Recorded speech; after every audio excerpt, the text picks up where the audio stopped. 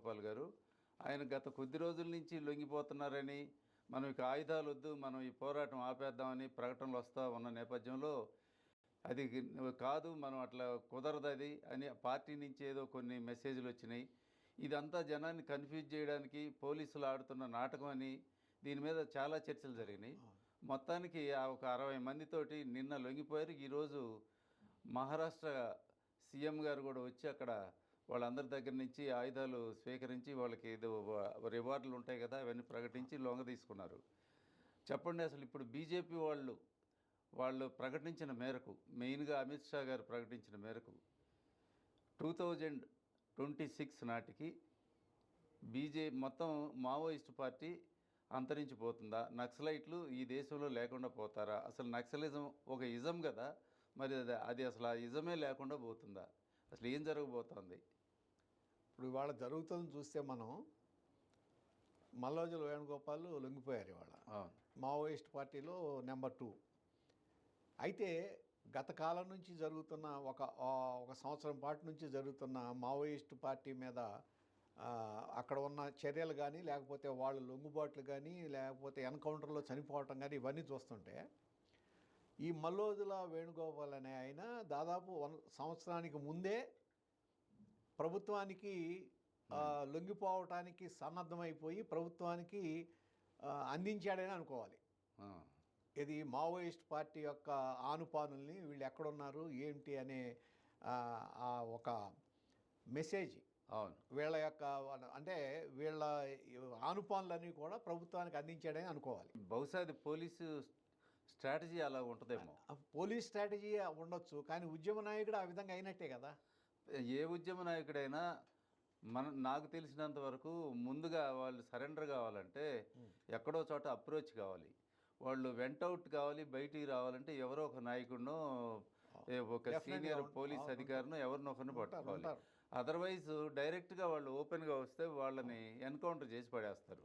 యాక్చువల్గా ఆ నేపథ్యంలో ముందే ఇదంతా ఒక ప్లాన్డ్గా అదంతా జరిగింది కాబట్టే నక్సలిజాన్ని మార్చి 2026 కల్లా అంతం చేస్తామని మా అమిత్ షా గారు ప్రకటించడానికి కారణం ఏంటంటే, ఈయన అప్పటికే వాళ్ళకి సరెండర్ అవ్వటం అంటే డెఫినెట్ ఇన్ఫర్మేషన్ ఇచ్చి వాళ్ళకి ఇన్ఫార్మర్గా మారాడనే అనుకోవాలి.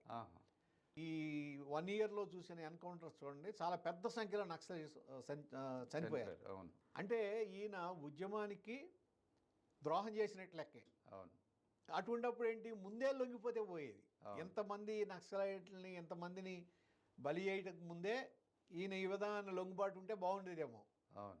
అంటే ఒకటండి, అసలు నక్సల్ ఉద్యమం చూస్తే మనం ఒకప్పుడు కాను సన్యాల్, చారు మజుందార్, అలాగే తరిమేల నాగిరెడ్డి, ఇటువంటి వాళ్ళందరూ, నాగభూషణం పట్నాయక్, సీతారామ, వీళ్ళందరూ ఒక ఉద్యమం అనేది ఎట్లా కమ్యూనిస్ట్ పార్టీ విడిపోయిన తర్వాత ఈ కమ్యూనిజం సరిగ్గా లేదనే ఉద్దేశంతో వీళ్ళు పోరాట మార్గం ఎన్నుకుంటేనే తప్ప సరిపోదు.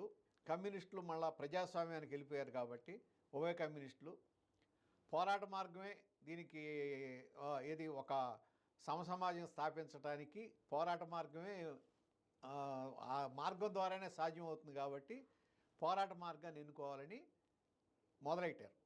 అంటే ఇది ఫస్ట్ నక్సల్బరీ ఉద్యమం ఉద్యమంలో శ్రీకాకుళం ప్రాంతంలో కదా. అవును.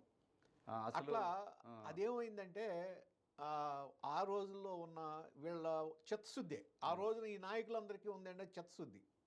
వాళ్ళకి ఉద్యమం నుంచి లాభం పొందామని కానీ లేకపోతే ఏమీ లేకుండా కేవలం చిత్తశుద్ధితో, ఒక విధమైన ఆవేశంతో ఈ దేశాన్ని మనం బాగు చేయాలి. ఇక్కడ ఏంటంటే వాళ్ళు వర్గ పోరాటం, అంటే ఉన్నవాళ్ళు లేనివాళ్ళు అనే దాని మీద, లేని వాళ్ళను కూడా మనం, లేని వాళ్ళకి న్యాయం చేయాలి, పేదలకి ద్రోహం జరుగుతుంది, న్యాయం చేయాలి. దీనికి అసలు విత్తనం ఎవరు వేశారండి?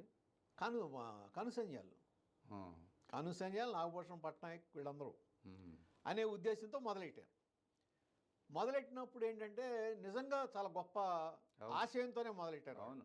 అట్లాగే ఇప్పుడు తరిమేల నాగిరెడ్డి గారు కొన్ని 100 ఎకరాలు ఉన్న భూస్వామి మొత్తం వదిలేసి ఆ ఉద్యమంలోకి దూకాడు. ఇటువంటి వాళ్ళు చాలామంది త్యాగాలు చేశారు. అయితే ఇవాళున్న ఆ తర్వాత ఏమైందంటే ఆ రోజు ఉన్న ఈ ఉద్యమానికి ఈ నాయకులకి వాళ్ళకున్న చిత్తశుద్ధికి ఆ రోజున్న పోరాట పటిమకి అవును. వాళ్ళెవళ్ళు అక్కడ ఇండివిజువల్స్ని బేస్ చేసుకోవాలి. అక్కడ పోరాటం అంటే ఒక భూమి మీద పోరాటమో లేకపోతే ఒక భూస్వామి మీద వ్యతిరేకంగా పోరాటం చేయటం ఆ విధంగా చేసుకుంటూ వచ్చారు తప్ప అవును. ఇండివిజువల్స్ని టార్గెట్ చేయాల. అవును. ఆ తర్వాత ఏమైందంటే నక్సలిజం ఇండివిజువల్స్ని టార్గెట్ చేసే విధానంకి వచ్చింది. సమాజంలో ఎవరైతే సమాజానికి వ్యతిరేకంగా ఉన్నాడో అవును. సమాజానికి ద్రోహం చేస్తున్నారో వాళ్ళని టార్గెట్ చేయడం మానేసి ఇండివిజువల్స్ టార్గెట్ చేయడం మొదలెట్టారు. అప్పుడు వాళ్ళు అంతకుముందు ఉన్న వాళ్ళ చిత్తశుద్ధికి మెచ్చుకుని అనేక మంది కొన్ని వేల మంది లక్షల మంది విద్యార్థులు కానీ అట్లాగే వరంగల్ ఆర్ఈసీ ఇటువంటి పెద్ద పెద్ద దాంట్లో చదువుకున్న వాళ్ళు చదువు మానేసి ఉద్యమంలో చేరిపోయి campus to forest. Campus to forest, yes మీరు చెప్పింది కరెక్ట్, క్యాంపస్ టు ఫారెస్ట్. అట్లా కొన్ని లక్షల మంది విద్యాధికులు సమాజం మీద ఒక అవగాహన ఉన్నాళ్ళు, సమాజం బాగుపడాలని కోరుకునేవాళ్ళు, ఆ విధమైన వాళ్ళు ఉద్యమంలో చేరారు. రాను రాను ఏమైందంటే ఈ సమాజాన్ని టార్గెట్ చేయటం మానేసి వ్యక్తుల్ని టార్గెట్ చేయటం మొదలెట్టిన తర్వాత ఏమైందంటే ఉద్యమంలో చేరే వాళ్ళల్లో ఎవరైతే లోకల్గా ఒక భూస్వామి ద్వారా ఇది ఉన్నాడు, లేకపోతే అప్పు ఉన్నాడు, లేకపోతే ఏదన్నా అతనికి ఇండివిజువల్గా ఏదైనా నష్టం జరిగితే ఆ కక్ష తీర్చుకోవడం కోసం, ఆ వ్యక్తి మీద కక్ష తీర్చుకోవడం కోసం ఉద్యమంలో చేరేవాళ్ళు ఎక్కువయ్యారు. తర్వాత ఈ దాంట్లో ఏంటంటే వాళ్ళ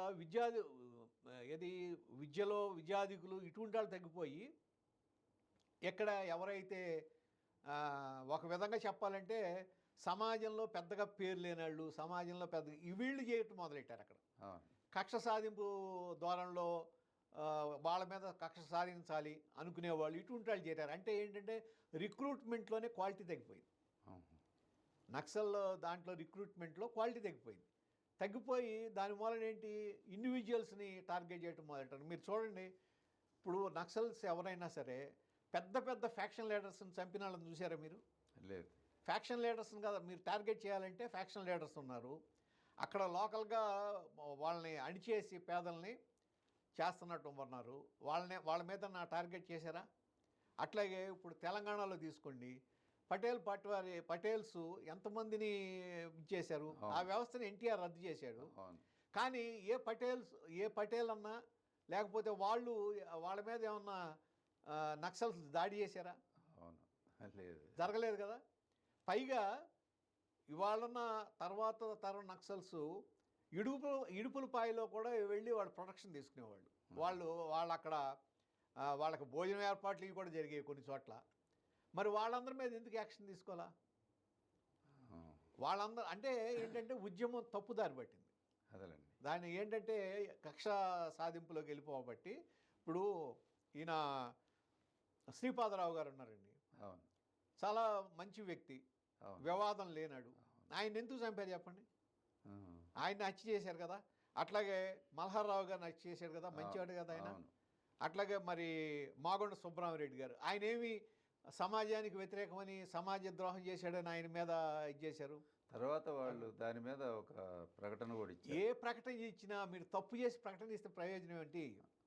అట్లా కదండి, మీరు ఒక వ్యక్తిని చంపేశారు, హత్య చేశారు, చేసిన తర్వాత తప్పు అయిందని అంటే చంపాలని కాదు, వేరే ఏదో టార్గెటింగ్ టార్గెట్ చేసినా దానికి బాధ్యత మీదే కదా. అవును, ఇప్పుడు మీరు అరాచకం చేసినట్టే కదా. అట్లా ఉమేష్ చంద్ర గారు ఐపీఎస్, ఆయన ఏమి తప్పు చేశాడని, ఏమి ప్రజలకు వ్యతిరేకం చేశాడని ఆయన చంపారు. మరి ఆయన సన్యాసి నాయుడు గారిని ఎందుకు ఇది చేశారు? ఇవన్నీ వదిలేస్తే అసలు చంద్రబాబు నాయుడు గారి మీద ఏ వర్గశత్రువు అని చెప్పి మీరు దాడి చేశారు చెప్పండి? ఎందుకు దాడి చేశారు నక్సల్స్? అంటే అసలు ముఖ్యమంత్రులు స్టెబర్న్గా నక్సలైట్ల మీద గట్టిగా పనిచేసిన ముఖ్యమంత్రులు ఎవరండి మీ దృష్టి? వెంగళరావు గారు. ఆ రోజు ఉధృతంగా ఉంది, ఇది నక్సల్స్ ఉద్యమం ఉధృతంగా ఉంది.